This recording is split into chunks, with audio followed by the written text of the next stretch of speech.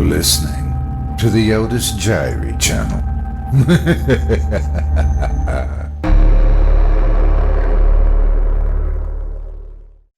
A Nose for the King by Jack London, performed by Otis Jiry.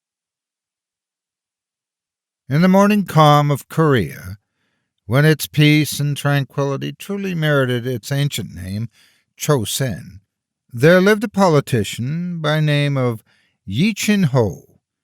He was a man of parts, and who shall say, perhaps in no wise worse than politicians the world over. But unlike his brethren in other lands, Yi Chin-ho was in jail. Not that he had inadvertently diverted to himself public moneys, but that he had inadvertently diverted too much. Excess is to be deplored in all things, even in grafting, and Yi Chin-ho's excess had brought him to most deplorable straits. 10,000 strings of cash he owed the government, and he lay in prison under sentence of death. There was one advantage to the situation. He had plenty of time in which to think, and he thought well. Then called he the jailer to him. "My most worthy man, you see before you one most wretched," he began. "Yet all will be well with me if you will but let me go free for 1 short hour this night, and all will be well for you, for I shall see to your advancement through the years, and you shall come at length to the dictatorship of all the prisons of Chosen." "How now?" demanded the jailer. "What foolishness is this? 1 short hour, and you but waiting for your head to be chopped off? And I, with an aged and much to be respected mother, not to say anything of a wife, and several children of tender years? Out upon you for the scoundrel that you are!" "From the sacred city to the ends of all the 8 coasts, there's no place for me to hide," Yi Chin-ho made reply.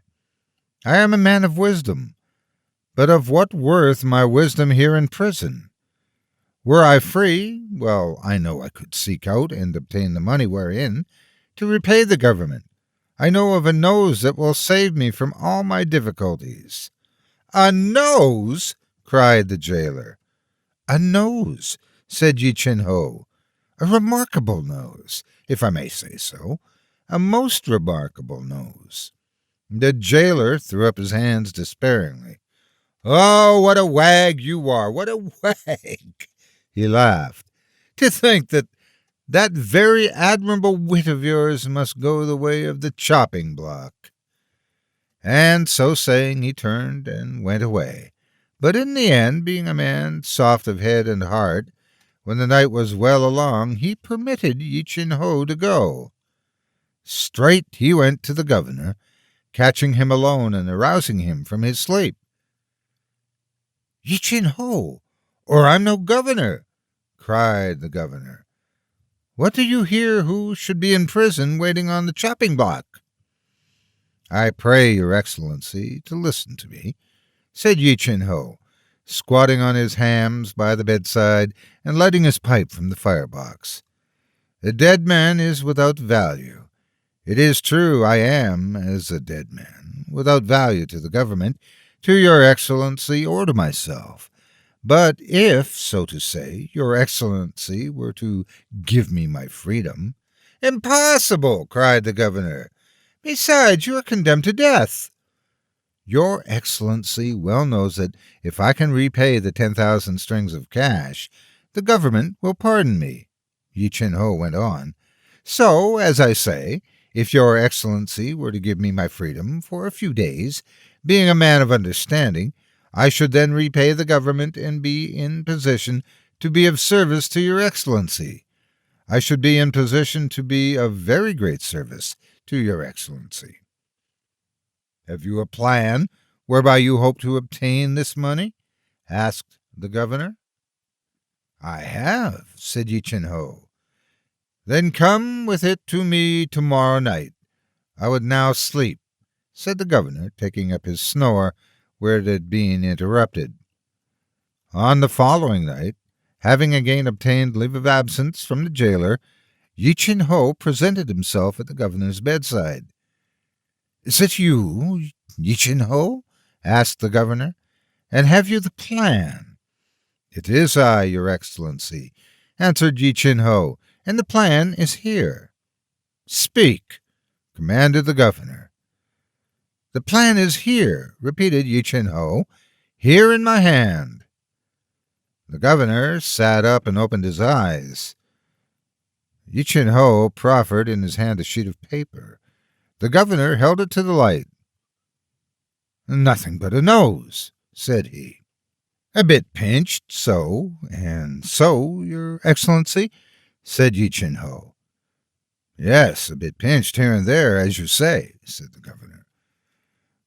"Withal, it is an exceeding corpulent nose, thus, and so, all in one place at the end," proceeded Yi Chin Ho. "Your excellency would seek far and wide and many a day for that nose, and find it not." "An unusual nose," admitted the governor. "There is a wart upon it," said Yi Chin Ho. "A most unusual nose," said the governor. "Never have I seen the like. But what do you with this nose, Yi Chin Ho?" "I seek it whereby to repay the money to the government," said Yi Chin Ho. "I seek it to be of service to your excellency, and I seek it to save my own worthless head.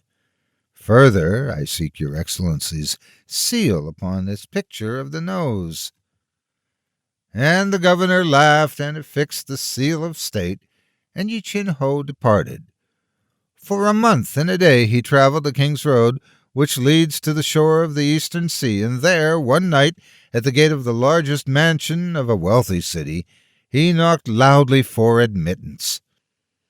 "None other than the master of the house will I see," he said fiercely to the frightened servants.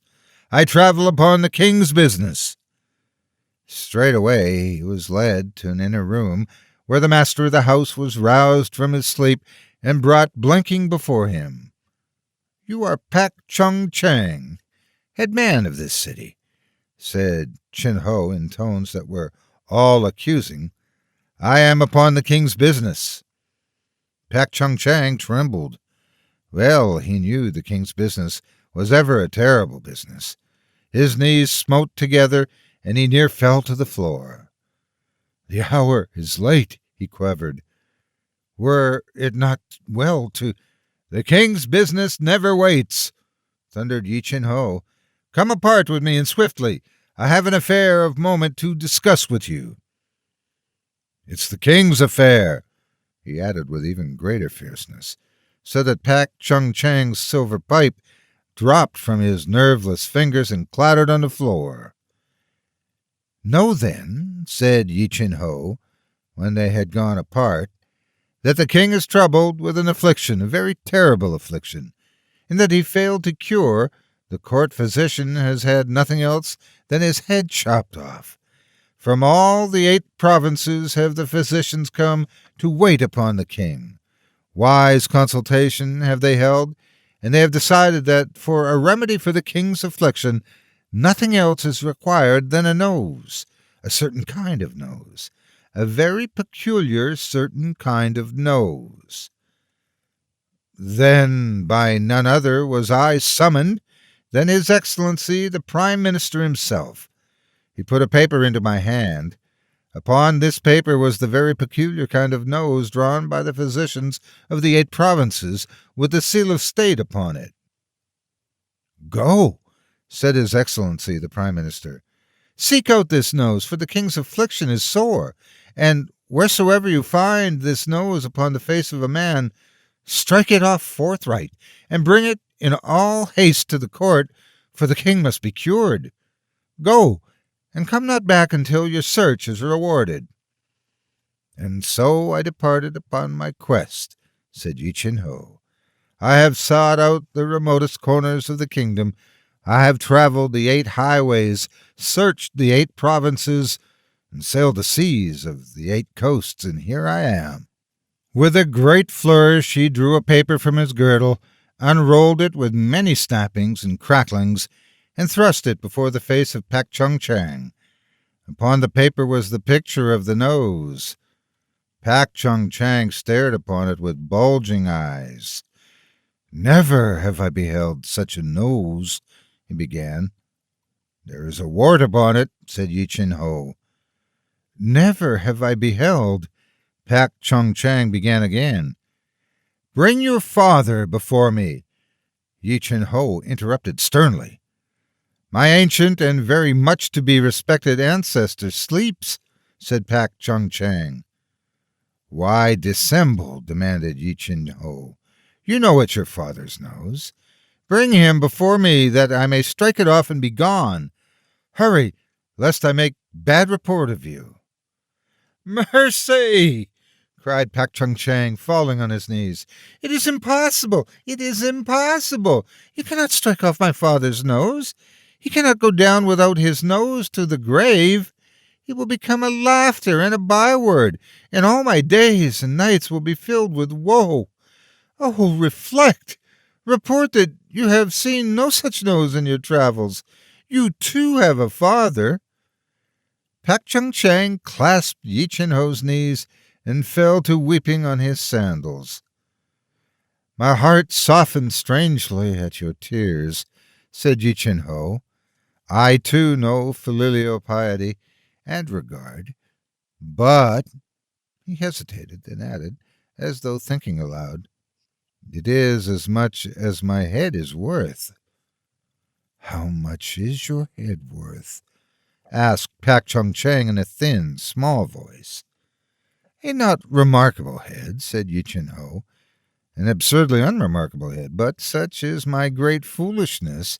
I have it valued at nothing less than 100,000 strings of cash."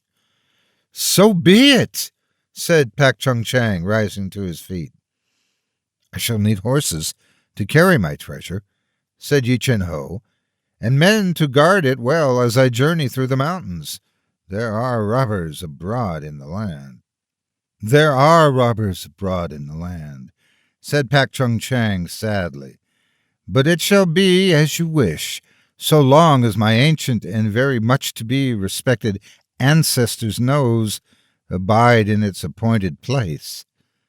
"Say nothing to any man of this occurrence," said Yi Chin Ho, "else will other and more loyal servants than I be sent to strike off your father's nose." And so Yi Chin Ho departed on his way through the mountains, blithe of heart and gay of song, as he listened to the jingling bells of his treasure-laden ponies.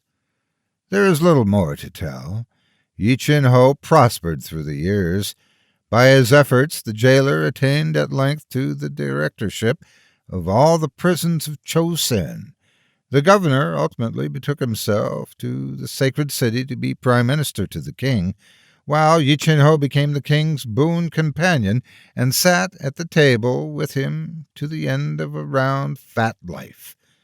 But Pak Chung Chang fell into a melancholy, and ever after he shook his head sadly with tears in his eyes whenever he regarded the expensive nose of his ancient and very much to be respected ancestor.